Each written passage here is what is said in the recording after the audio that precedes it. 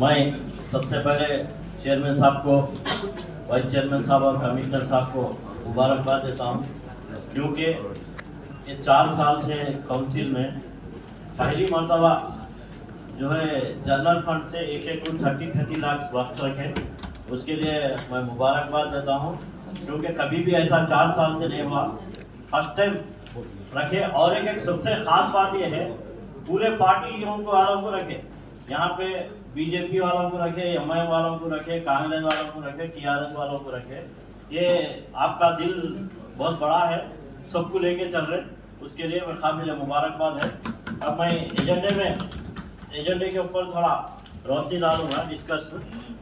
ये item number 1 में serial number 232 नहीं मैं नमाज का ఇప్పుడు అంటే తర్వాత డిస్కస్ నంబర్ 232 రిపేర్స్ 35 lakhs అది ఎక్కడ పెట్టిండ్రు, ఏం చేస్తున్నారు, ఎక్కడ ఉంది, అది మనకు డీటెయిల్గా లేవు. దాంట్లో ఒక క్లారిఫికేషన్ కావాలి సార్. ఎక్కడ అని పెట్టలేదు, రామరెడ్డి కూడా అని పెట్టలేదు, మనకు రామన్పాడ అని పెట్టలేదు, ఇలా జడ్చలాడ అని పెట్టలేదు, ఎక్కడ అని పెట్టలేదు. దానిపైన ఒకటి మనకు కూడా తెలవాలి. మంచి పని 50 lakhs నేను దానికి వెల్కమ్ చేస్తున్నా, అప్రిషియేట్ చేస్తున్నా, మంచి పని. నేను ఇంకోటి నాకు ఒక దీంట్లో ఒక డౌట్. ఇప్పుడు ఈ రోడ్ వేసినాక ఇప్పుడు మనకు మదీనామది క్రాంతి బెంగళూరు నుంచి వీరనాపేట డంపింగ్ యార్డ్ పోయే రోడ్డు ఇలా అక్కడి నుంచి ఏమైనా మనకు చెత్త తీసుకోకపోతే మనకు చాలా ప్రాబ్లం వస్తుంది. ఇప్పుడు 15 feet రోడ్ ఉంది, పొద్దుగా స్కూల్ బస్సెస్ వస్తాయి, రైల్వే గేట్ పడుతుంది.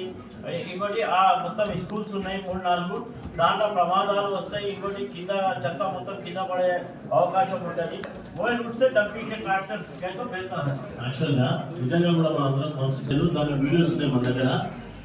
ఏదైతే నేషనల్ హైవే చించోలి రోడ్ ఏదైతే వేస్తున్నారు, హైవే ఎన్హెచ్ హైవే వాళ్ళు, ఆ రోడ్డు నుంచి మన డంపింగ్ యార్డ్ పోయే రోడ్డు మొత్తం కొట్టేసిండ్రు. చాలా హైట్ లో ఉంది రోడ్డు, ఎక్కడ మనకి యాక్సెస్ లేదు రోడ్డు. దాని కొరకు నేను, కమిషనర్ గారు మరియు అడిషనల్ కలెక్టర్ గారు అందరూ కూడా వెళ్తే అసలు ఇప్పటికి కూడా యాక్సెస్ దొరకలేదు. మనం ఒకసారి మీరు కూడా రావాల్సి వస్తే మీరు దాని గురించి మీరు అసలు రోడ్డు మీరు ఎక్కడి నుంచి చెప్తే అక్కడనే పెట్టాలనుకున్నాం, కానీ అసలు యాక్చువల్గా రోడ్డు లేదు, మనకి యాక్సెస్ లేదు. దానిలో జేసీబీ నుంచి తీసుకొని పోయి పైకి తీసుకొని పోయి పోవడానికి లేదు, హిల్ లాక్ అయింది. అది వీళ్ళంతా కట్ చేసి కింద మొత్తం కట్ చేస్తే రోడ్డు లేదు మనకి. బాగా పక్క వాళ్ళు అడుగుతున్నాము, అవి ప్రైవేట్ ల్యాండ్స్, దానికి కొంచెం రిక్వెస్ట్ పెట్టుకుని వాళ్ళ దగ్గర అడుగుతున్నాము. ఇప్పటికి కూడా మనం కూడా కొంచెం ఇన్వాల్వ్ అయిందంట. డంపింగ్ యార్డ్ చాలా ప్రాబ్లం అయ్యే అవకాశం ఉంది మనకు. నేను మాట్లాడలేదు ఒకటి, మీరు ఖచ్చితంగా మనందరూ ఇంపార్టెంట్ పోయి దాని గురించి రోడ్డు గురించి మనం మాట్లాడదామని. దాని యాక్సెస్ లేదు, రోడ్ లేదు అక్కడ, చాలా ఇబ్బంది ఉంది. అది చూడాలి. और एक लोकेशन 4 डंपिंग यार्ड टाउन बहुत बड़ा है, ये आप यहाँ 3 लाख पॉपुलेशन है अपनी.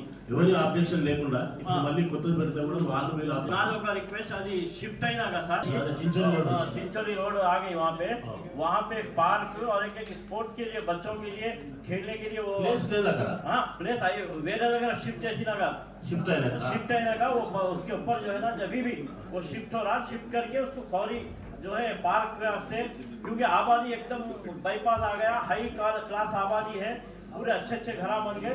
यहाँ से वहाँ तक लिंगम होटल तक अपने को रोड है, वो रोड के वास्ते खेलने के वास्ते कोई भी अपने वीरानापेट को 6 वार्ड है, कोई ग्राउंड नहीं है, वहाँ एक ग्राउंड और पार्क उसको अपने को अलॉट करे तो बेहतर रहता है सब। इसके ऊपर और रोशनी ओके। और एक सब item number 3 shop stator S1 S2 S9 18 sir ఇప్పుడు యాక్షన్ అయింది సార్, యాక్షన్ అయింది కానీ వీళ్ళకి ఒక టైం లిమిట్ పెట్టాలి సార్. టూ మచ్ వీళ్ళు టెండర్ పార్టిసిపేట్ చేసిండ్రు. మనకు ఇప్పుడు 33,000 रुपये रखे साथ इसकी किराया, अग्रीमेंट नहीं कर लिया, वो लिया कहीं को बाकी से कहीं को किराया बढ़ा के वो लेने वाले को भी नहीं लेने दिए सरकार करके. ये शॉप लास्ट मंथ ये शॉप से टेंडर हुआ ना सब, शॉप में दोनों चीजों डाले और डालने के बाद जो है उसका किराया बढ़ा दिए एक्शन में. तो क्या करें 33,000 तक बोले, वहाँ पे 10,000 किराया देना मुश्किल है, 33,000 बोल के क्या करा, फिर अग्रीमेंट भी नहीं करे, उसको छोड़ देके चले गया. వాళ్ళకు क्या करो एक 2 minutes టైం ఇస్తాం, టైమింగ్ లిమిట్లో యాక్షన్ చేయండి. ఇప్పుడు మనకు రెవెన్యూ లాస్ అవుతుంది, इప్పుడు ऐसा देखे तो अपने पास 50 साल पल गया खाली है, कोई लेने वाला नहीं है। इसके ऊपर कुछ तो भी एक एक्शन प्लान करो, उन लोगों को लेके किराया बने जैसा हमारे को भी आमदनी लाना। మనకు వాళ్ళు పాడుకుంటూ పోతుంటే మనకు వచ్చే రెవెన్యూ మనకు వచ్చే ఇన్కమ్ మనం అయితే మధ్యలో ఆపలేము. 2 minutes టైం 1 minute టైం ఇచ్చి నీ లోపలనే పాడండి క్లోజ్ చేయడం చెప్పలేము. కాకపోతే వాళ్ళు గతంలో చేసినట్టు మాకు అనిపిస్తుంది. ఇంతవరకు వాళ్ళు అగ్రిమెంట్ రాలేదు, ఏమి రాలేదు. జస్ట్ వాళ్ళ డీడీలు 1,50,000 డీడీలు మాకు మా దగ్గర ఉన్నాయి. అవి మాకు వాళ్ళకి ఇవ్వము. మనకి ఇప్పటికైతే లాంచ్ జరిగింది ఏం లేదు. కావాల్సి మళ్ళీ ఈ 3 కొంచెం టైం ఇచ్చి వాళ్ళకి 15 days టైం ఇచ్చి ఆ లోపల వాళ్ళు రాకపోతే క్యాన్సిల్ చేసి మళ్ళీ వీటిని మళ్ళీ యాక్షన్ పోతాం. వాళ్ళ 3 చాంపుల ద్వారా మనకు వచ్చిన 4,50,000 ఏమైనా ఉన్నాయో అవి మన ఖాతాలో వేసుకుంటాం. No problem. ఇంకోసారి వాళ్ళని బ్లాక్ లిస్ట్ కూడా పెడతాం. ఇలా చేసిన వాళ్ళని బ్లాక్ లిస్ట్ లో పెడతాం. ఇంకోసారి వాళ్ళు పార్టిసిపేట్ చేయడానికి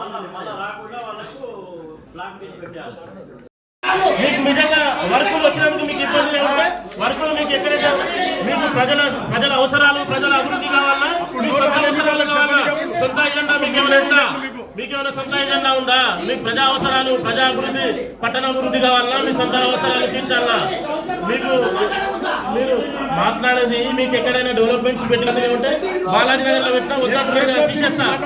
న్యూ బాలాజీ నగర్ లో వర్క్ పెట్టినా మీకు వద్దంటున్నావు. నీవు ఎక్కడైతే ఉందో నీకు అవసరం లేదన్నా కదా నాకు రాసి ఈ ప్లేస్ లో అవసరం లేదు. నీవు అభివృద్ధి ఎక్కడైతే ఉందో నీకు డెవలప్మెంట్స్ రోడ్స్ పెట్టినాము, డ్రైన్స్ పెట్టినాము, అక్కడ అవసరం లేదన్నా నాకు రాసి కొంచెం రాసి చెప్దాం. అందరికి కూడా సమానంగా బడ్జెట్ కూడా కేటాయించడం చాలా సంతోషపడవచ్చు. ఈ రోజు ఇంకా 4 నెలలు 5 నెలలు డెవలప్మెంట్ కు సహకరించాల్సిందిగా మీకు అందరికీ కూడా మీరు ప్రభుత్వంలో ఉన్నప్పుడు మీరు చైర్మన్ ఉన్నప్పుడు ఏ ఒక్కరికి కూడా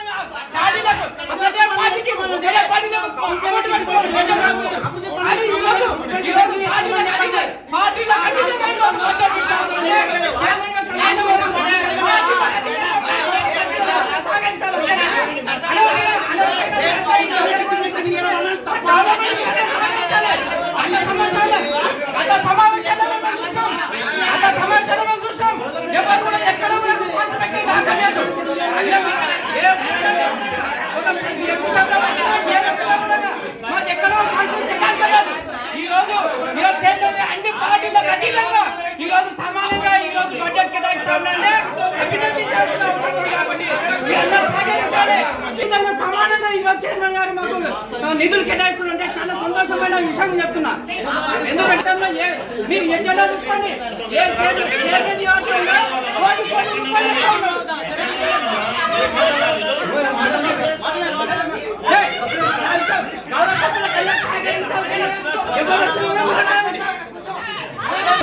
అందరూ కూడా యాక్సెప్ట్ చేస్తా ఉంటే మీరు కావాలని అడిగట్టుకొని ఈ రోజు మీరు మాట్లాడుతూ ఉన్నారు.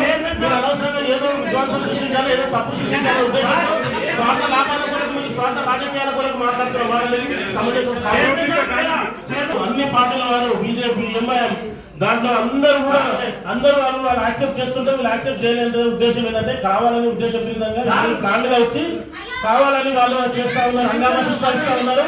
అనవసరంగా ఏదైతే ఉందో ఎప్పుడైనా సరే పట్టణ అభివృద్ధి కొరకు అందరూ కూడా ముందుగానే ఏదో రాజకీయం ఇష్టం లేదంటే ఇష్టం లేదు వాళ్ళ విషయంలో బయటకు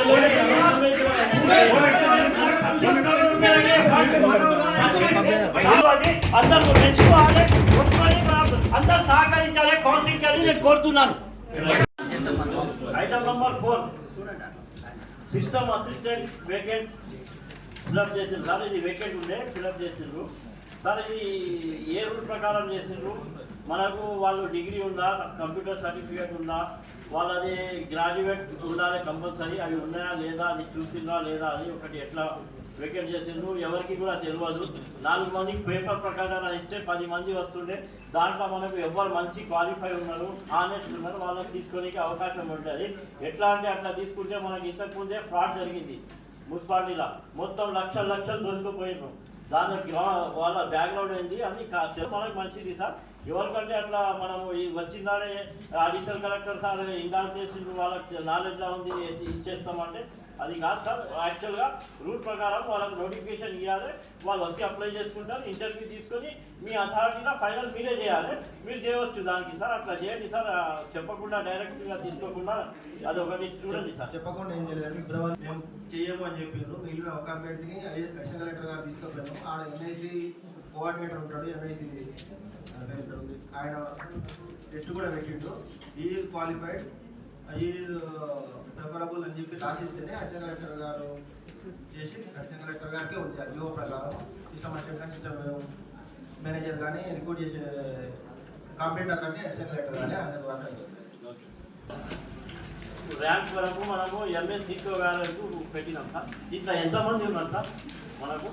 ఇప్పుడు వీళ్ళకు 147,500 6 మంత్స్ ఇస్తున్నారు మనము. ఇప్పుడు ఇప్పుడు 6 నెలలకు 8,08,500 ఇస్తున్నాం సార్. ఇది మనకి ఎంతమంది ఉన్నారు ఇప్పుడు వరకు? మనకు ర్యాంక్ వచ్చిందా? వీళ్ళతోటి మనకి లాభం అవుతుందా? మళ్ళీ దీనికి एक्सटेंशन చేయాలి అవసరం ఉందా? हमारे जरूरी है क्या? वो एक उसके ऊपर गौर करना है साहब. అది గతంలో నుంచి కొనసాగుతున్నదే. అంటే మన ప్రజాధనం ఉత్తరైతున్నది. మీరు ఒక విషయం మొన్న మనకు ఇండైరెక్ట్ గా వాళ్ళే కాదు, సుమిత్ అండ్ టీమ్ అనే పిల్లాడు ఉన్నాడు, వాళ్ళ టీం ఒకటి ఉంది. ఎంతమంది చేస్తున్నారు అది మనకు? వాళ్ళ అసిస్టెంట్ ఎంతమంది ఉన్నారు? కితనే लोग हैं? वो एक अपने क्लैरिफिकेशन नहीं है उसमें. చూడండి సార్, మీరు చూడండి మెరుగుపడింది. మనం ఇతర యాక్టివిటీస్ కూడా ఏమైనా ఇన్నోవేటివ్ ఐఈసీ యాక్టివిటీస్ ఏది వచ్చినా సరే దాంట్లో వాళ్ళ పూర్తి సహాయ సహకారాలు తీసుకుంటాం. ఏమైనా ఫ్లెక్సీస్ చెప్పాను కదా, శకటం తయారు చేసాం. ఆ శకటం తయారు చేసి ఇంజనీరింగ్ ఉంది. వాళ్ళతో పాటు వీళ్ళ టీం యొక్క సహాయ సహకారాలు తీసుకుంటాం. మనది కార్పొరేషన్ ప్రతి సర్వీసెస్ మీద ఒక కన్సల్టెన్సీకి అప్పచెప్పి వాళ్ళ ద్వారా చేస్తున్నారు. మన ఎన్విరాన్మెంట్ నీరు లేకపోతే మన ఎస్ఐలో చేయాలంటే అది ఏ పని కాదు. మన ర్యాంక్ కూడా పడిపోతుంది, మనం కూడా ఎక్కడికో వెళ్ళిపోతాం. జాతీయ స్థాయిలో ర్యాంక్ వస్తే మనకు తర్వాత మనకు అవార్డు ప్రైజ్ మనీ కూడా ఉంటుంది. మన ర్యాంక్ మంచిగా వస్తే ప్రైజ్ మనీ కూడా వస్తుంది. మనం ఇప్పుడు పెట్టే ఖర్చు కంటే చాలా ఎక్కువ మొత్తంలో వస్తుంది. ప్రైజ్ వస్తే బడ్జెట్ రావాలి సార్. ప్రైజ్ మనీ బడ్జెట్ రూపాయలు వస్తుంది, 2-3 కోట్లు ఇట్లా వస్తుంది, ₹1 ఇట్లా వస్తుంది. మన ఖర్చు ఫైదా ఉన్నా మున్సిపాలిటీ खाली क्या ही रखे पूरे फिर रहा खाली टाइम पास कर रहा नहीं, काम भी वैसा लेना उससे. कहीं बोले 1,47,000 మనం నెలకి ఇస్తున్నాం అంటే ఆయన దగ్గర ఎంత వర్క్ ఉంది, ఏం చేస్తున్నాం మనం హమ్లా దేఖనా జరూరీ है सब उसमें.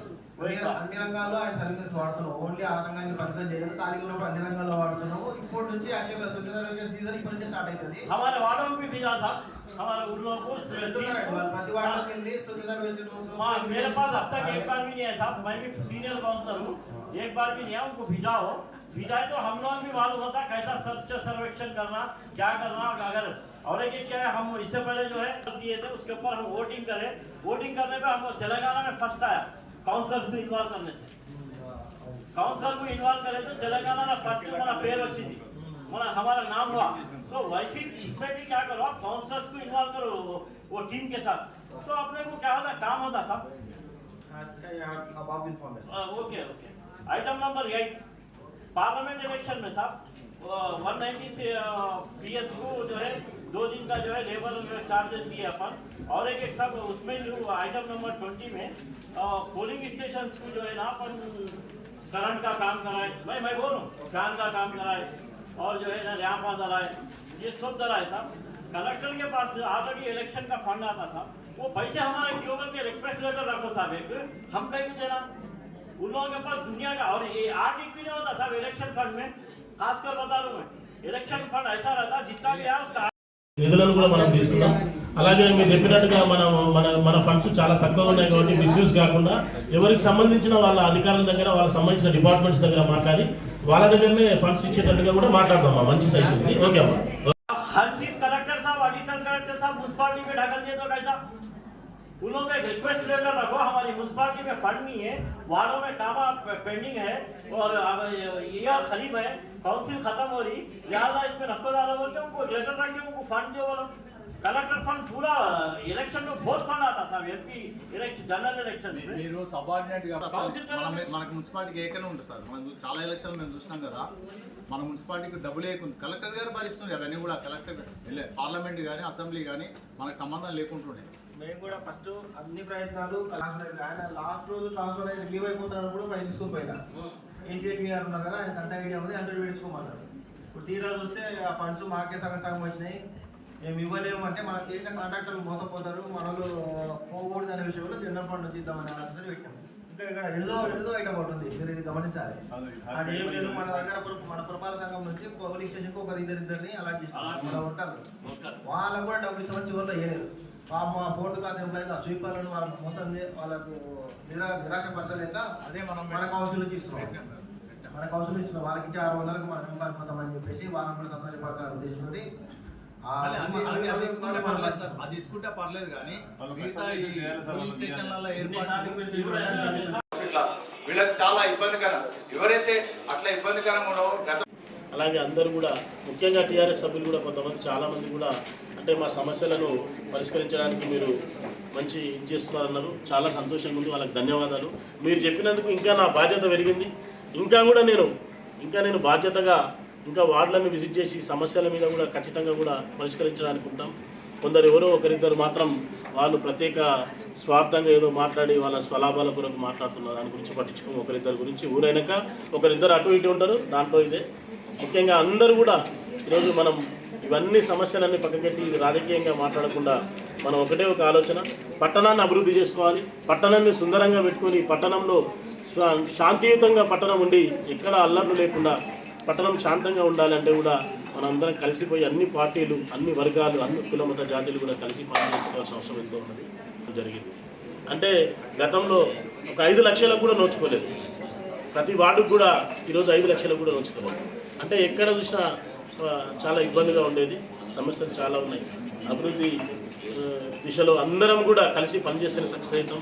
వార్డు కౌన్సిల్ సభ్యులు కానీ అధికారులు కానీ ఊర్లో మన పట్టణంలో ఉన్న అందరూ ప్రతి ఒక్క పౌరుడికి హక్కు ఉంది పట్టణం మీద, వాళ్ళు ప్రశ్నించే హక్కు ఉంది ఖచ్చితంగా. వాళ్ళు అలాగే దాంట్లో భాగంగా మన సీనియర్ సిటిజన్స్ ఉన్నారు, వాళ్ళ సలహాలు ఎంతో అవసరం మనకు. మా కౌన్సిల్లో కూడా ఎంతోమంది పెద్దలు ఉన్నారు, వాళ్ళ సలహాలతోన పట్టణాన్ని అభివృద్ధి చేసే దిశగా మేము ముందుకెళ్తామని కూడా తెలియజేస్తున్నాం. అలాగే ఇప్పుడు రాబోయే ముఖ్యంగా గణేష్ చవితి నడుస్తూ ఉంది. గణేష్ చవితి ప్రత్యేక అందరికీ కూడా మన పట్టణ ప్రజలు, మహబూబ్నగర్ పట్టణ ప్రజలకు శుభాకాంక్షలు తెలియజేస్తూ నిమజ్జనం 16వ తేదీన ఉంది. దానికి సంబంధించి అన్ని కూడా ఏర్పాట్లు చేయడం జరిగింది. అలాగే 17వ తారీఖు నాడు మిలాదున్ నబీ ఉంది. ఆ పండుగలు కూడా కలిసి హిందూ ముస్లిం అనే తేడా లేకుండా అందరూ అన్నదమ్ములాగా కలిసి పట్టణంలో పండగ వాతావరణంగా ఉండి అందరూ కూడా అభివృద్ధి చేసుకొని, అంటే అందరూ కూడా కలిసి ఉండి మనం శాంతియుతంగా పండుగలన్నీ మంచిగా కూడా జరుపుకోవాలనే ఉద్దేశంతో మాట్లాడుతున్నాం. అలాగే మామూలులో ఉన్న పెద్ద సమస్యలు ఏదైతే ఉందో డ్రైన్ సమస్యలు, అంటే వాటర్ ఏదైతే ఫ్లడ్స్ వస్తే చాలా ఇబ్బందిగా ఉండేది. ఆ ఇబ్బంది తీరడానికి ముఖ్యంగా ముందస్తు చర్యగా మేము డీషెల్టింగ్ తీసే దిశలో కూడా జేసీబీలు అన్నీ పెట్టినాం. చాలా వరకు కూడా కొంత సక్సెస్ అయింది. మొత్తం సక్సెస్ కావాలంటే కూడా స్ట్రాంగ్ వాటర్ డ్రైన్స్ మొత్తం మేము ఇప్పుడు అన్ని ప్రపోజల్స్ పంపించినాం. డెఫినెట్గా కూడా అన్ని దగ్గర బీకే రెడ్డి కాలనీ నుంచి స్టార్ట్ అయ్యేదానికి రామయ్యపల్లి, అలాగే ఎర్రకుంట, రైజా మజీద్, గోల్డ్ మజీద్ సైడ్ చాలా దగ్గర కూడా మనకు డ్రైన్స్ అంటే వాటర్ సమస్య, వర్షం పడితే ఫ్లడ్స్ వస్తే చాలా ఇబ్బందిగా ఇరుకైన నాళాలు ఉన్నాయి. అందరూ కూడా ఎంక్రోచ్ అయ్యి చాలా ఇబ్బందిగా ఉంది. దాన్ని అన్నింటినీ కూడా పరిష్కరించడానికి మేము కూడా ప్రపోజల్స్ పెట్టినాం. స్ట్రాంగ్ వాటర్ డ్రైన్స్ కడితే ఇవన్నీ కూడా తీరే సమస్య అని చెప్పేసి మేము అన్నీ కూడా ప్రపోజల్స్ పంపించినాం. దాన్ని ఇమీడియట్గా కూడా మేము దాన్ని తీసుకొని ఇమీడియట్గా సెట్ చేస్తామని కూడా తెలియజేస్తాను.